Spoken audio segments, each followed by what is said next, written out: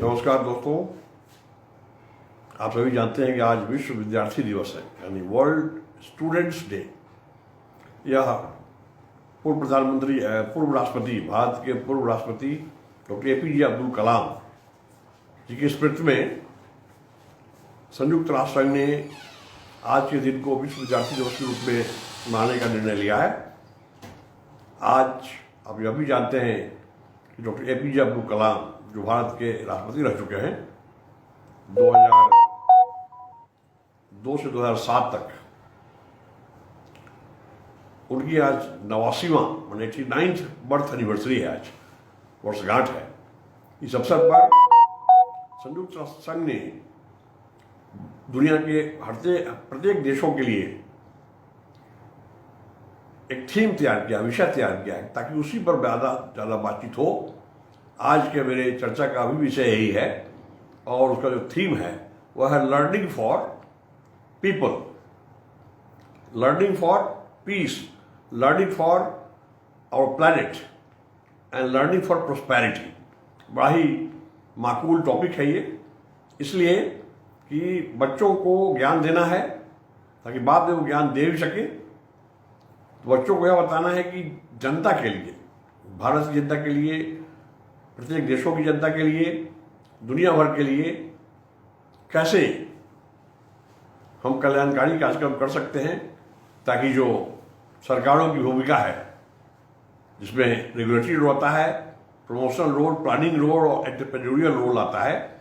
सरकार की भूमिका योजना बनाने की भी है और उत्प्रेरक के रूप में भी काम करती है सरकार। रेगुलेटरी का मतलब है कि व्हिप या नियम के पालन के लिए भी उनका बड़ा दायित्व है, और साथ साथ उद्यमिता की भूमिका कैसे होगी उस पर भी बातें करनी है। तो इन सब बातों के लिए तैयार करना होगा एक ऐसा दल, ताकि प्रत्येक विद्यार्थी, दुनिया भर के विद्यार्थी इस बात को समझ पाएं कि वो आगे आकर उनको क्या क्या करना है। या तो हो गई बात की पीपल, अब है कि फॉर प्लैनेट, जो ये हमारी धरती माता है या जो पृथ्वी ग्रह है जिसमें सारे देश आते हैं, इसके संरक्षण के लिए क्या करना पड़ेगा, कैसे हम अपने विद्यार्थियों को बता सके, चाहे विद्यार्थी वो पहली कक्षा में हो या फिर वो स्कूल पास करके कॉलेज में गए हैं या विश्वविद्यालय में पढ़ रहे हैं या शोधकर्ता है, शोधकर्त्री हैं, सभी के लिए ये लागू होता है नियम कि उनकी भूमिका धरती माता संरक्षण में क्या होगी, पर्यावरण संरक्षण क्या है, आपदा शिक्षण क्या है, मानवाधिकार शिक्षण क्या है और स्वच्छता शिक्षण क्या है। इन सब बातों का भी पूर्ण ज्ञान उनको देना पड़ेगा। ये दो बात हो गई। अगली बात है कि विश्व शांति के लिए क्या भूमिका होगी, लर्निंग फॉर पीस। आप देख रहे हैं कि दुनिया भर में रोज ही आप खबर पढ़ते हैं कि दो देशों के बीच लड़ाइयाँ हो गई, तृतीय विश्व युद्ध की बात भी चल रही है, और कोल्ड वार तो नहीं, अब तो यह एक बायोलॉजिकल वार का समय आ गया है। एटॉमिक बम को हम लोगों ने देखा, कोल्ड वार को भी देखा, किस प्रकार अमेरिका और रूस में कोल्ड वार चल रहा था 35-40 वर्षों तक। लेकिन आपने यह भी देखा बाद में किस प्रकार अभी जो कोविड-19 या जो कोविड महामारी है, उसे हम बायोलॉजिकल वार भी कर सकते हैं। जैविक इस तरह का युद्ध करने का जो नया तरीका आया है, उसमें तो सारा संसार खत्म हो सकता है और बिना किसी बम पिस्तौल के। बहुत घातक चीज़ है, इसके लिए शांति शिक्षण पर काम करना पड़ेगा, हमें बताना पड़ेगा कि हमारी भूमिका विश्व शांति लाने में क्या होगी, और हर एक देश की अलग अलग भूमिका होगी।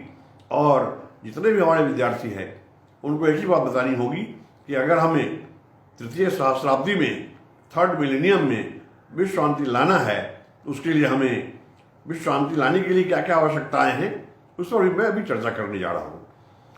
चौथा जो बिंदु है वह है पीस। चौथा बिंदु है लर्निंग फॉर प्रोस्पेरिटी। किस प्रकार जनता दुनिया भर में समृद्ध हो सके, जितने देश है सभी समृद्ध देश हो।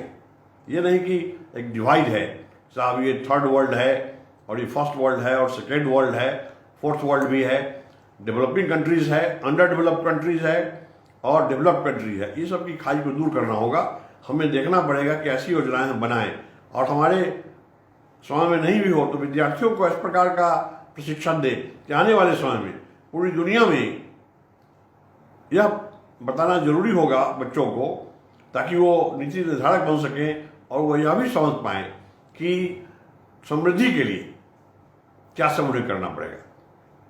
कहावत है कि सुप्रबंधे भवति समृद्धि, prosperity through effective management.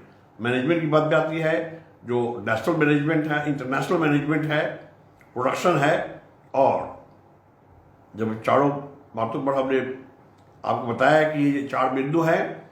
Learning, हमें ज्ञान लेना है किस काम के लिए? जनता की भलाई के लिए, और फिर धरती माता संरक्षण के लिए, और समृद्धि के लिए, और विश्व शांति के लिए। अब आती है बात कि विश्व शांति आई कैसे। अभी बताएं कि अगर यूनाइटेड नेशंस ने यही चारों बिंदु पर विषय चुना है, तो ज्ञान इन क्षेत्र में प्राथमिकता के आधार पर ज़्यादा से ज़्यादा हो सके, तो इसमें मैं ये कहना चाहूँगा आप लोगों को कि सबसे बड़ी समस्या अशांति की समस्या है। बता तो दिया कि जनता के लिए करना है, तो अगर हम शांति की समस्या दूर नहीं करेंगे, जनता को अब क्या कर पाएंगे? शांति पहले जरूरी है, तो विश्व शांति आई कैसे? आप देख रहे हैं कि भारतवर्ष में भी कई राज्यों में अशांति फैलाया जा रहा है। बहुत सारे देश, हमारे पड़ोसी देश के अलावा बहुत सारे देश ऐसे हैं, वेस्ट एशिया हो या फिर नॉर्थ अमेरिका, साउथ अमेरिका हो, यूरोप हो, एशिया हो, साउथ ईस्ट एशिया हो, साउथ एशिया हो, सेंट्रल एशिया हो, हर जगह पर अंतिम चरण सीमा पर चल रही है, कभी भी कुछ हो सकता है। तो उसके लिए हमें देखना पड़ेगा कि कारण क्या क्या है। एक बड़ा बिंदु है कि आतंकवाद को खत्म कैसे किया जाए, इस पर तो बहस होनी चाहिए, लेकिन मेरी समझ से जो बहुत बड़ी समस्या है, चाहे कश्मीर की बात ले लीजिए, बेरोजगारी इसकी समस्या है। बेरोजगारी दूर कर दीजिए, विश्व शांति ऐसे आ जाएगी। क्यों आ जाएगी? अगर पड़ोसी देश हमारे युवाओं को खरीद रहे हैं किसी भी राज्य में, उस कारण है कि वो बेरोजगार हैं। वो देखते हैं कि हमें सरकारी नौकरी मिलेगी कि नहीं, प्राइवेट मिलेगी कि नहीं, इसलिए सबसे अच्छा है कि हम बिक जाएं और भारत के शांति व्यवस्था को हम भंग करें, यह उनको लगता है। तो हमें यह भी देखना पड़ेगा कि बेरोजगारी कैसे दूर होगी। अब हुआ कि साहब बेरोजगारी भी दूर होगी और प्रॉस्पेरिटी आएगी, समृद्धि आएगी। कैसे आएगी? समृद्धि आने के लिए केवल बेरोजगारी दूर करने से काम नहीं चलने वाला है। हमको देखना पड़ेगा कि अन्य क्या बिंदु हैं। जैसे अगर हम ये चाहें कि जितने लोग बेरोजगार हैं सभी को हम नौकरियां दे दें, संभव नहीं है। हमें बताना पड़ेगा कि भविष्य रोजगार सृजन का है, रोजगार याचन का नहीं। याचना करते हैं, आपको नौकरी मिलती है, नहीं मिलती है, कभी कभी आपको पैसा खर्च करना पड़ता है, फिर भी नौकरियां नहीं मिल पाती हैं, लोग गरीब होते जा रहे हैं। इसके लिए अत्यावश्यक है कि हम लोग इस बात पर शोध करें किस प्रकार रोजगार सृजक पैदा करें, रोजगार याचक नहीं। We have to make almost all the students job givers, not job seekers. तभी जाकर ये बात बन सकती है। उद्यमिता विकास के माध्यम से हो या करिकुलम चेंज के माध्यम से हो, हमें प्रसन्नता है नई शिक्षा नीति में इन सब बातों का समावेश भी किया गया है। मैं तो पिछले 50 वर्षों से ये कह रहा हूँ कि यह बात होनी चाहिए। हमें रोजगार सृजक पैदा करना है, याचक नहीं। अगर मेरी बात को सरकार 50 साल पहले मान लेती, भारत में कोई भी आदमी बेरोजगार नहीं होता। हर एक आदमी को 4 से 5 से 10 नौकरियां मिलती, 10 में से उसको एक को खोजता, तब बात बनती है। अभी भी समय बीता नहीं है, गया नहीं है। आज से भी हम सतर्क हो जाए और जाकर के देखें किस प्रकार शिक्षा नीति में परिवर्तन करके, चाहे आमूल परिवर्तन क्यों न हो, हमें शांति की बात लाएं, उद्यमिता विकास की बात लाएं, और साथ ही साथ हमें यह भी देखना है आज के इस विश्व विद्यार्थी दिवस के अवसर पर, वर्ल्ड स्टूडेंट्स डे के अवसर पर, जो हमारे पूर्व राष्ट्रपति माननीय अब्दुल कलाम जी का बर्थडे है, आज बर्थ एनिवर्सरी है, वर्षगांठ है, उनकी जन्म जयंती है। उस दिन हम प्रतिज्ञा लें, केवल हम शिक्षा नीति में परिवर्तन करके बच्चों को एक नूतन मतावलंबन के नाम से उनके विलक्षण मत को सुधारते हुए और तराशते हुए ऐसा नागरिक बनाना है जिनकी बड़ी भूमिका हो और विश्व में वो नाम पैदा कर सके और जितने भी राष्ट्र हैं, जितने देश हैं, उनके बीच में अमन कायम हो, भाईचारा हो, ताकि कोई समस्या न हो। तो कहने का मतलब यह है कि आज के युग में अगर धरती माता को संरक्षित करना है, प्लैनेट भी एक इनका थीम है, लर्निंग फॉर प्लैनेट। हमें देखना पड़ेगा कि इस प्लैनेट की क्या खूबियां हैं। प्रकृति ने और धरती माता ने हर लोगों के आवश्यकताओं को पूरा करने के लिए सब कुछ दिया है, लेकिन किसी के लोभ को सम्मोहन करने के लिए नहीं। यह बात को महात्मा गांधी जी ने कहा था, जो राष्ट्रपिता हैं। उन्होंने कहा था, earth has everything for everybody's needs but not for anybody's greed. लालची नहीं होना है, हमें समझाना पड़ेगा।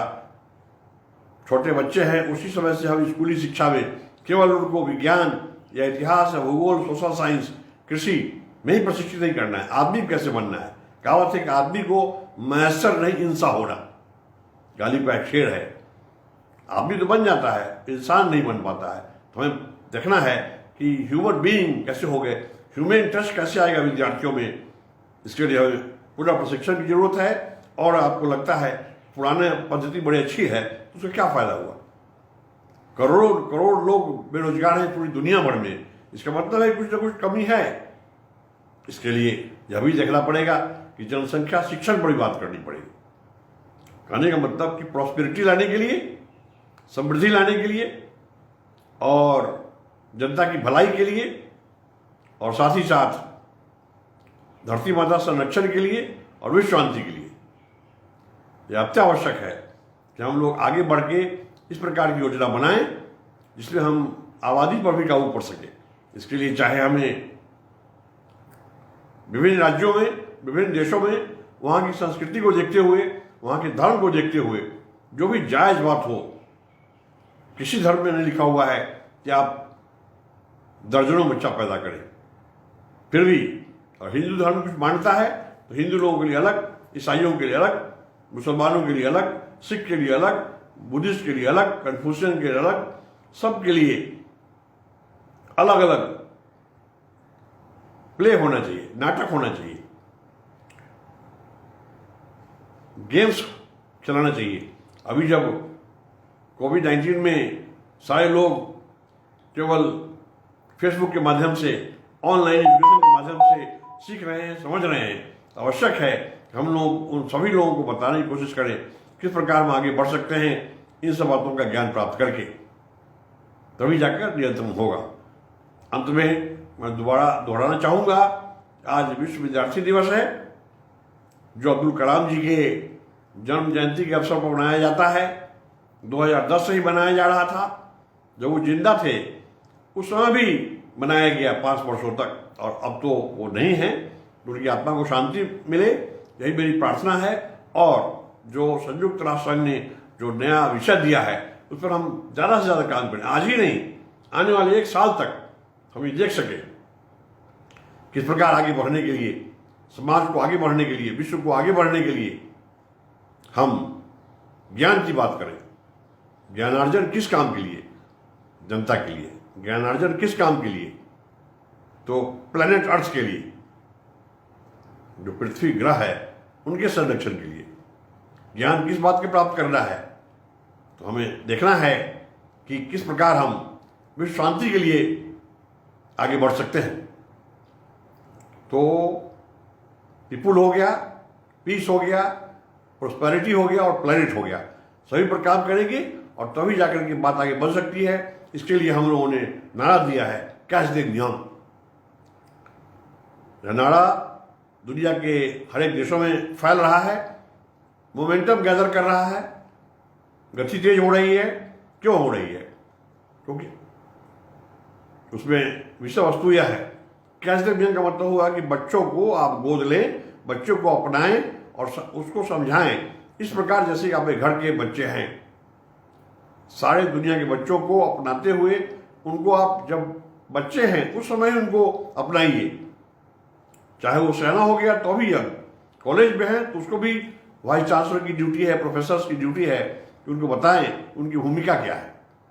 आइडिया यह भी है कि हम उनको यह बताएं, we should educate our children so that they may become didactics to further educate their fathers, mothers, teachers, colleagues rather than the entire neighborhood। कहने का मतलब ये कि हम बच्चों को इस प्रकार का प्रबोधन दें। शिक्षण, प्रशिक्षण और प्रबोधन में बड़ा अंतर है। प्रबोधन का मतलब होता है कि डाइडैक्टिक्स, और प्रबोधित हम इस प्रकार करें बच्चों को कि वो सफल नागरिक हो सके और आगे जाकर के वो दुनिया भर की समस्याओं को देखते रहें। तो हमें यह देखना है कि कैसे यंग नाड़ा के अंतर्गत बच्चों को हम अपनाएं, उनको सिखाएं, समझाएं, ताकि एक समय आए कि वो हमें बता सके, अपने माताओं, पिताओं, अभिभावकों, शिक्षकों, प्रशिक्षकों या फिर अपने उनके साथीगण या पूरे समाज को बच्चे बता सके। Child is the father of man, कहने का मतलब कि बच्चे ही भविष्य है। जो लोग अब सयाने हो गए वो तो उस शिक्षा नीति के प्रोडक्ट हैं जिससे काम बन नहीं रहा है। बहुत काम हुआ है लेकिन काम नहीं भी तो हुआ है। कोई भी शिक्षा नीति अच्छी बुरी ले लीजिए, कुछ ना कुछ काम होगा ही, इतनी संभावनाएं हैं। लेकिन अभी इसको ऑप्टिमाइज करने के लिए, इसका अधिकतम लाभ प्राप्त करने के लिए ज़रूरी है इन सब बातों पर हम ध्यान दें। आपने मेरी बातों को सुना, बहुत बहुत धन्यवाद। जय हिंद।